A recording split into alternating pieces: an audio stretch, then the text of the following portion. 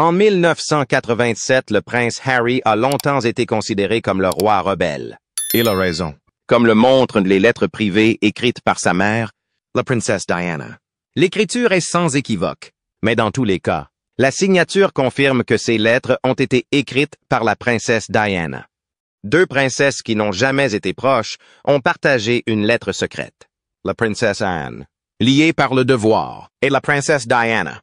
poussée par l'émotion, éteintes aux antipodes l'une de l'autre, suppliant d'être entendues et vues.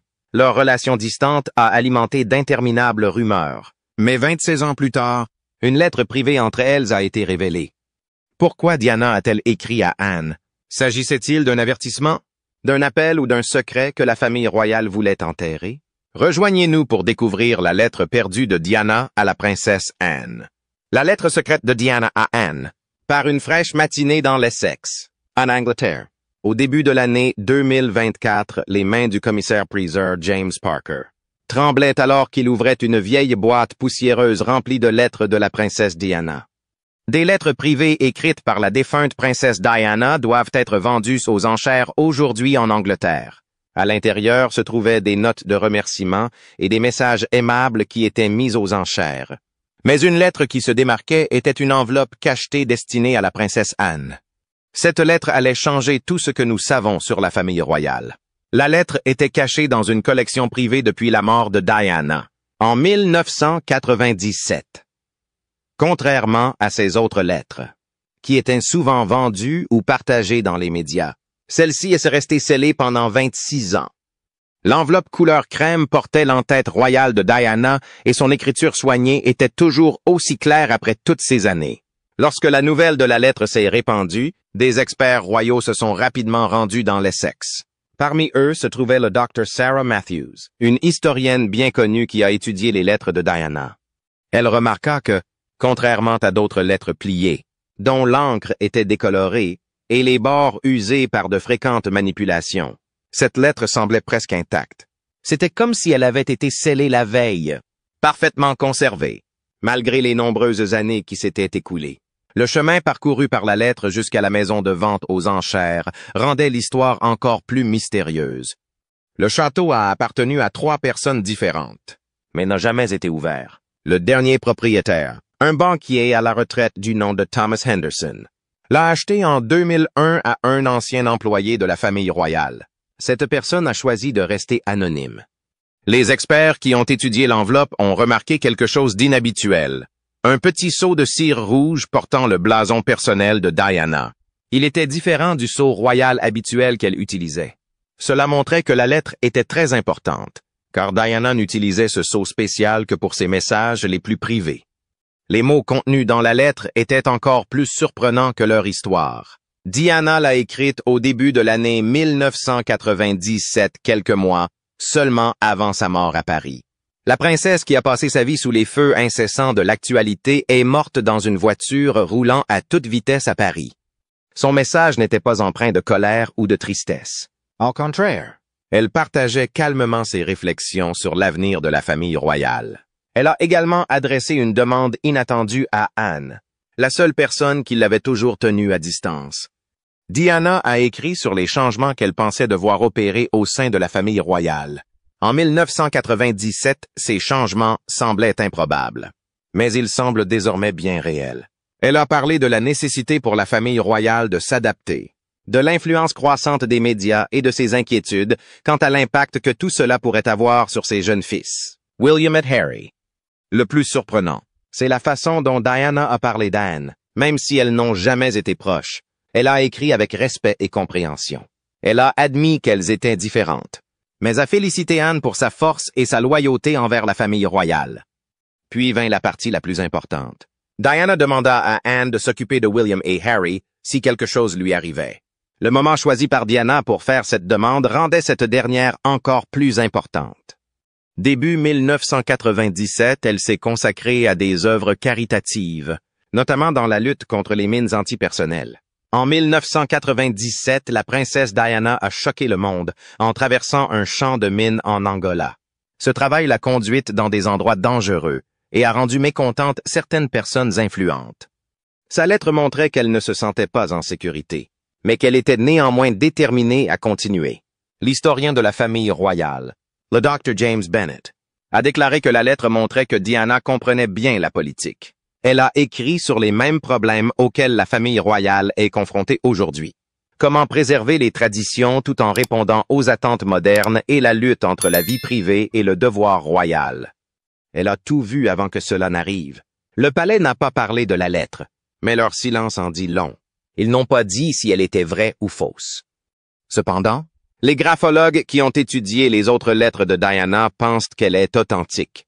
Le papier, l'encre et le style d'écriture sont identiques à ceux des autres lettres. Confirmés du début de l'année 1997 aujourd'hui. La lettre est conservée en sécurité dans une salle spéciale de la British Library, où les experts l'étudient toujours. Sa découverte a donné lieu à de nouvelles discussions sur la vie de Diana et sur la façon dont elle envisageait l'avenir de la famille royale. Plus important encore, elle a changé la façon dont les gens voient sa relation avec Anne. Même si elles étaient différentes, Diana semblait faire confiance à Anne d'une manière que les autres n'avaient jamais remarquée. Cette lettre, gardée secrète pendant de nombreuses années, ne parle pas seulement du passé. Elle nous aide à comprendre la famille royale d'aujourd'hui.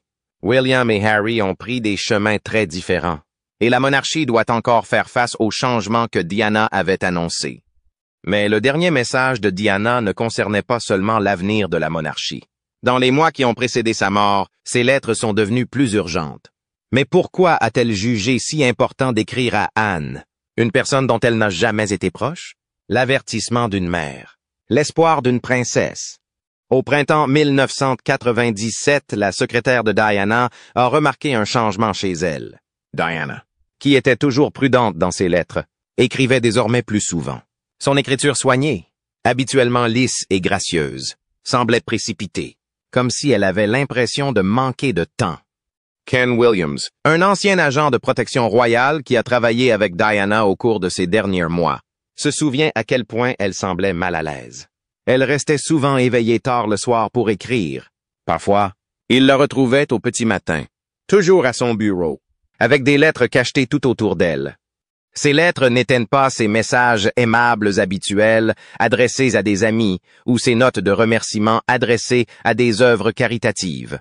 Elles étaient sérieuses, pleines d'avertissements, de secrets et de ce qui semblait être des instructions finales. Son majordome, Paul Burrell, en a reçu une dans laquelle elle écrivait à propos des forces obscures qui l'entouraient.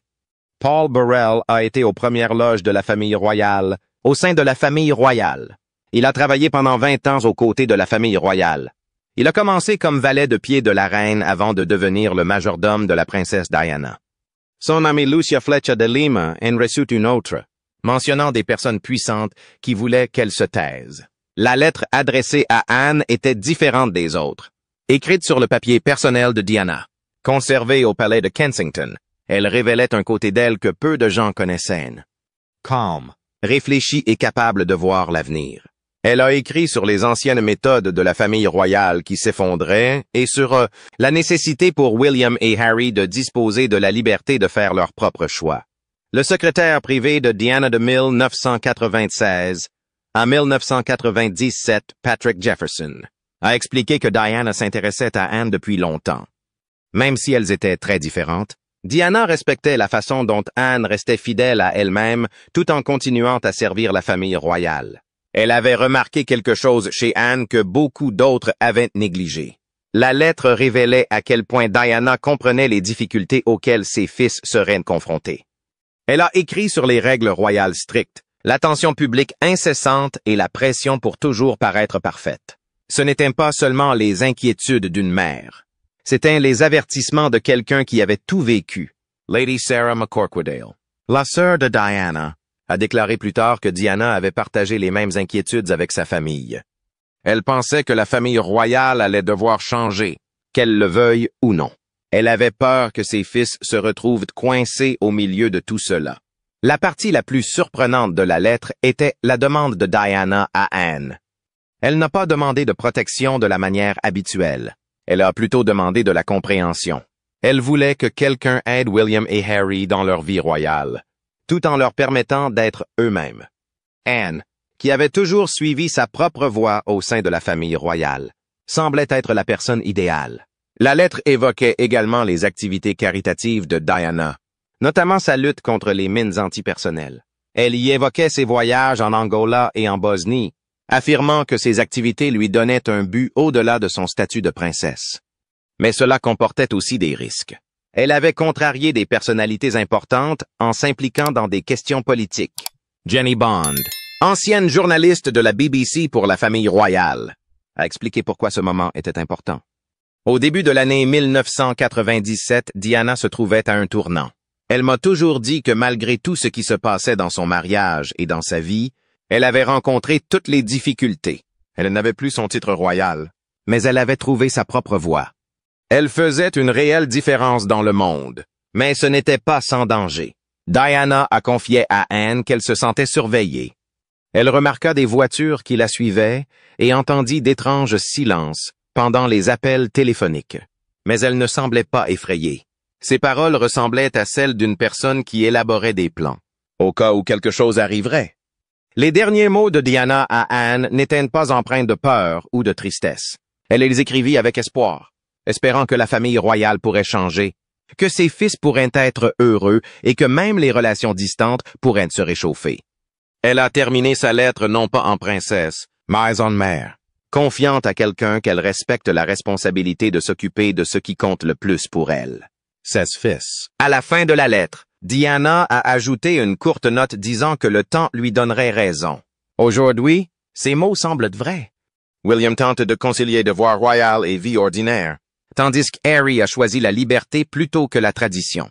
Diana a tout vu venir. La lettre de Diana à Anne ne vient pas de nulle part. Leur relation compliquée a commencé des années plus tôt, façonnée par une rivalité silencieuse. Qu'est-ce qui a causé la distance entre ces deux femmes fortes? Et comment un petit désaccord lors d'un baptême royal a-t-il tout changé? La division royale entre devoir et changement. Au début des années 1980, dans les grandes salles du palais de Buckingham, deux princesses vivaient des vies très différentes. La princesse Anne avait déjà trouvé son rôle au sein de la famille royale. Anne travaillait dur, participait à de nombreux événements chaque année, mais ne recherchait pas l'attention. Ses journées étaient remplies d'œuvres caritatives, d'événements militaires et de réunions avec les dirigeants. Des tâches importantes, mais moins prestigieuses de la famille royale. Lady Pamela Hicks, cousine du prince Philippe et connaisseuse de la famille royale, se souvenait du travail acharné d'Anne. Elle a déclaré qu'Anne se levait tôt, lisait des journaux importants et voyageait dans des contrées lointaines de Grande-Bretagne. Anne ne recherchait jamais les éloges. Elle croyait que le devoir était sa propre récompense. Puis Diana est arrivée, apportant chaleur et énergie que le public a adoré. Alors qu'Anne était sérieuse et concentrée sur son devoir, Diana brillait comme une étoile. Elle avait une façon particulière de se connecter aux gens, de montrer ses sentiments et même d'enfreindre les règles royales en les prenant dans ses bras ou en pleurant. Cela a changé la façon dont les gens percevaient la famille royale. L'ancien journaliste de la famille royale, James Milton, a remarqué ce changement.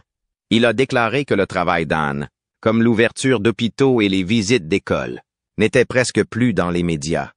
Tout le monde ne voulait voir que Diana. Si elle portait une nouvelle robe ou changeait de coiffure, c'était à la une. L'attention était dissimulée derrière des sourires polis. Lors des événements royaux, Anne regardait à peine Diana. Sur les photos de famille, elle se tenait loin d'elle. Ces petits gestes s'accumulent au fil du temps, créant une distance qui durera des années. Leur façon de gérer la vie royale était très différente. Anne suivait la vieille règle de se taire et de ne jamais s'expliquer. Même pendant ses divorces et ses problèmes, elle continuait à travailler comme si de rien n'était. Diana était tout le contraire. Elle parlait ouvertement de ses problèmes de nourriture et de santé mentale, ce qui a permis aux gens de voir la famille royale sous un jour plus humain. Les problèmes ont commencé à la naissance du prince William en 1982.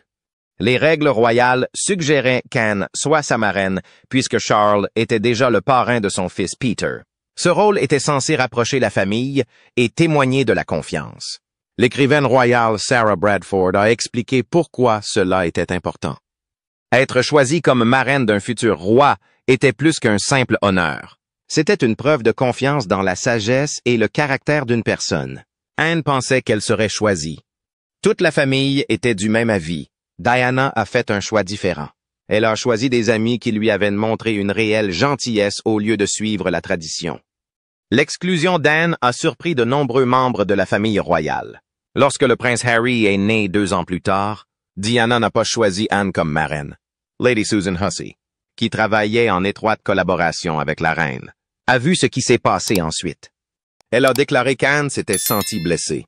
Pour elle, ce n'était pas seulement le fait d'être mise à l'écart. Elle avait l'impression que Diana la rejetait ainsi que tout ce qu'elle représentait. Le devoir, la tradition et la bonne façon de faire les choses. La réaction d'Anne en dit long. Le jour du baptême de Harry, elle n'était pas présente. Elle avait d'autres projets, comme une partie de chasse dans sa maison de campagne. Son message était clair. Si Diana pouvait ignorer la tradition, elle le pouvait aussi. Après cela, ils se sont encore plus éloignés. Anne se concentra davantage sur ses devoirs royaux tandis que Diana commença à s'exprimer. Lorsqu'elles se rencontraient lors d'événements familiaux, elles étaient polies mais distantes. Chacune représentait une idée différente de ce que signifiait être une princesse. Malgré leurs différences, elles avaient quelque chose en commun. Toutes deux voulaient être leur propre personne dans un monde royal qui attendait des princesses, qu'elles soient calmes et obéissantes. Elles ont simplement pris des chemins différents pour y parvenir. Tandis que les journaux et les événements royaux montraient de leur rivalité, il se passait bien plus de choses à l'intérieur du palais. Au début, Diana avait du mal à comprendre la vie royale. Mais comment Anne, en ignorant son aide, a-t-elle pu façonner la Diana que le monde allait adorer plus tard? La lutte de Diana pour être acceptée. Avant la célébrité et le chagrin, avant que le monde ne l'appelle la princesse du peuple, Diana Spencer était une jeune fille de 19 ans qui entamait une vie pleine de vieilles règles et de traditions. À l'été 1981, quelques semaines avant d'épouser le prince Charles, elle arpentait les grandes salles du palais de Buckingham, essayant de comprendre le mode de vie royal. Marion Crawford, qui a travaillé pour la famille royale, a vu Diana s'efforcer de s'intégrer. Elle a déclaré que Diana avait passé des heures à s'entraîner à faire une révérence parfaite, à apprendre à parler à différentes personnes et à étudier les règles royales. Elle voulait vraiment faire partie de la famille. Anne regardait sans grand intérêt. Lors des dîners officiels, Diana essayait de parler en utilisant les mots polis qu'elle avait appris à utiliser. Anne se contentait de hocher la tête et continuait à manger, la regardant à peine. Ses petits refus lui faisaient plus mal que n'importe quelle parole dure. Lady Elizabeth Anson, la cousine de la reine, a remarqué ces moments. Elle a dit que Diana pouvait rendre une pièce lumineuse. Mais à côté d'Anne, elle semblait plus petite. Pouvez-vous nous parler des fêtes royales que vous avez organisées dans le passé? Elles sont si différentes de ce qu'elles étaient. Son sourire s'effaça et elle perdit confiance. Comme une fleur qui se referme dans le froid, le personnel du palais vit Diana changer. Elle n'était plus aussi chaleureuse et libre. Au lieu de cela, elle était nerveuse. Avant les événements familiaux, elle vérifiait sans cesse les règles, de peur de faire des erreurs. Mais malgré tous ses efforts, Anne ne semblait jamais approuver. En 1982, l'ancien chef du palais Darren McGrady a trouvé Diana seule dans la cuisine tard dans la nuit. Elle pleurait et disait qu'elle ne comprenait pas ce qu'elle avait fait de mal. Elle n'arrêtait pas de demander pourquoi certains membres de la famille ne pouvaient pas l'accepter telle qu'elle était. Alors que le mariage de Diana avec Charles commençait à s'effondrer, elle se sentait de plus en plus seule au palais. Les mêmes murs qui avaient vu naître de nombreuses histoires royales enfermaient. Désormais une jeune femme aux prises avec la tristesse et un problème alimentaire. Lorsqu'elle demandait de l'aide, elle ne trouvait que le silence. Le correspondant royal Richard Kay a observé que la conception du palais reflétait son atmosphère émotionnelle. Les longs couloirs, les portes fermées et les règles strictes de distanciation sociale envoyaient un message clair. Les luttes personnelles devaient rester privées et montrer sa faiblesse n'était pas acceptable. La réaction d'Anne face aux difficultés de Diana en dit long. Lorsque Diana a manqué des événements à cause de sa boulimie, Anne aurait fait remarquer que la maladie ne devait pas faire obstacle à l'accomplissement de son devoir. Cela montre à quel point elles étaient différentes. Anne croyait qu'il fallait rester forte et calme, tandis que Diana était ouverte à ses sentiments. En 1990, Diana avait trouvé des moyens de faire face à la situation. Elle s'est liée d'amitié avec des employés subalternes à créer des endroits calmes où elle pouvait être elle-même et à utiliser les règles royales pour se protéger. Mais cela a eu un prix, et elle a plus tard confié à ses amis qu'elle avait perdu une partie de sa véritable identité. La cousine de Diana, Sarah Spencer, a partagé un détail important. Elle a déclaré que Diana tenait un journal intime dans ses jeunes années. Dans ce livre, Diana écrivait qu'elle se sentait comme une actrice dans une pièce dont tout le monde connaissait le scénario, sauf elle. Anne n'était pas considérée comme une ennemie dans ses pages, mais comme quelqu'un qui, selon Diana, l'aiderait à apprendre à survivre dans le monde royal. Pendant de nombreuses années, les murs du palais ont gardé ces histoires non racontées. La lettre de Diana à Anne, récemment retrouvée, révèle son dernier effort pour combler la distance qui les séparait. Une distance qui avait profondément façonné leur vie à tous les deux. D'une manière à laquelle personne ne s'attendait. Les murs du palais, qui avaient autrefois fait taire Diana, allaient plus tard révéler la vérité de ses paroles, alors que ses fils grandissaient et faisaient leur propre choix. Combien des avertissements de Diana à Anne allaient se réaliser? Et qu'a fait Anne avec cette compréhension? La prophétie s'est accomplie. En 2024, William et Harry vivent leur vie de manière très différente, comme leur mère l'avait prédit.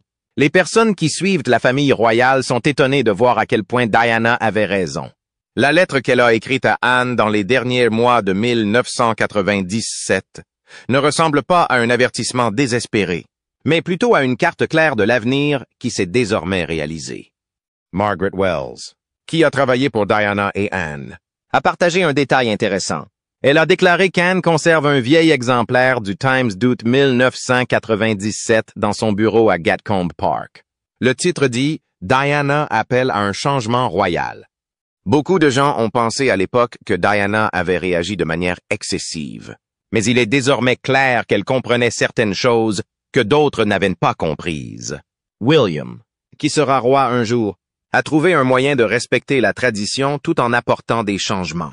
Il a épousé Catherine Middleton, qui n'est pas née dans la royauté, tout comme sa mère. Leur façon d'élever leurs enfants est similaire à celle de Diana. Leurs enfants vont dans des écoles ordinaires, participant à des activités quotidiennes et manifestent leur amour en public. C'est tout ce que Diana souhaitait, comme elle l'a écrit dans sa lettre. L'ancien officier de protection royale Graham Sterling se souvient de l'influence discrète qu'Anne exerçait sur William. Après la mort de Diana, Anne a soutenu la manière moderne dont William s'acquittait de ses devoirs royaux. Elle n'en a jamais parlé en public. Mais ceux qui travaillaient au sein du palais ont vu comment elle défendait ses choix lors des réunions familiales privées. Le parcours d'Harry a été encore plus différent. En 2020, il a quitté ses fonctions royales auprès de Meghan Markle, ce qui a choqué la famille royale. Mais Diana avait vu cela venir. Dans sa lettre à Anne, elle évoque la lourde pression de la vie royale et la possibilité que l'un de ses fils choisisse un jour la liberté plutôt que le devoir. L'historienne royale Eleanor Bradford explique comment Anne a réagi différemment. Alors que d'autres membres de la famille se sont prononcés contre les choix d'Harry, Anne n'a rien dit. Elle ne l'a ni soutenu ni critiqué. Cela ressemblait beaucoup à ce que Diana avait écrit dans sa lettre sur la façon de gérer une telle situation. La famille royale a toujours du mal à s'adapter aux temps modernes, comme Diana l'avait prévu. Elle a prévenu que si les règles royales ne changeaient pas, elles pourraient perdre de leur importance. Les reportages montrent que c'est ce qui se passe. Les anciennes règles royales ne correspondent pas toujours à ce que les gens attendent aujourd'hui, comme elle l'avait dit. Les personnes qui travaillent au palais affirment qu'Anne a un peu changé depuis le décès de Diana. Elle travaille toujours avec le sérieux qui lui est habituel. Mais elle a contribué à réduire la taille de la famille royale et à donner plus de liberté aux jeunes membres de la famille royale. Ces changements correspondent aux souhaits de Diana. Sarah Armstrong Jones, une amie proche des deux princesses, affirme qu'Anne ne parle jamais de la lettre. Mais la façon dont elle se comporte montre autre chose. Elle soutient désormais en silence les mêmes changements que ceux souhaités par Diana. Moins de membres de la famille royale travaillent. Plus d'attention est portée aux œuvres caritatives et moins aux grands événements royaux. Aujourd'hui, la famille royale doit faire face à de nombreux défis et il semble que les paroles de Diana à Anne se soient réalisées. La famille a du mal à conserver son importance dans un monde en mutation tout en s'accrochant à de vieilles traditions. Parallèlement, ils doivent trouver des moyens de s'adapter et d'aller de l'avant. C'est précisément ce dont Diana a parlé dans son dernier message, où elle a mis en garde contre la nécessité de trouver un équilibre entre tradition et changement. Aujourd'hui, ces mots semblent plus pertinents que jamais alors que la famille tente de traverser cette période difficile. Lady Anne Glenn Connor, qui connaît les deux princesses depuis leur enfance, nous fait part de ses réflexions. Elle affirme que Diana et Anne souhaitaient toutes deux que la famille royale perdure dans le monde moderne. Elles avaient simplement des idées différentes sur la manière d'y parvenir. Désormais, grâce au choix de William et Harry, leurs deux idées deviennent réalité en même temps. La lettre de Diana à Anne a réécrit ce que nous pensions savoir de leur relation. Mais est-ce qu'elle donne envie à Anne de souhaiter qu'il se soit lié à Diana? Si Diana pouvait voir comment la vie de William et Harry a tourné, croirait-elle que son avertissement a été vraiment entendu? Partagez vos réflexions avec nous dans la section commentaires. N'oubliez pas d'aimer, de partager et de vous abonner pour en savoir plus. Cliquez également sur la prochaine vidéo qui s'affiche sur votre écran. Vous l'apprécierez.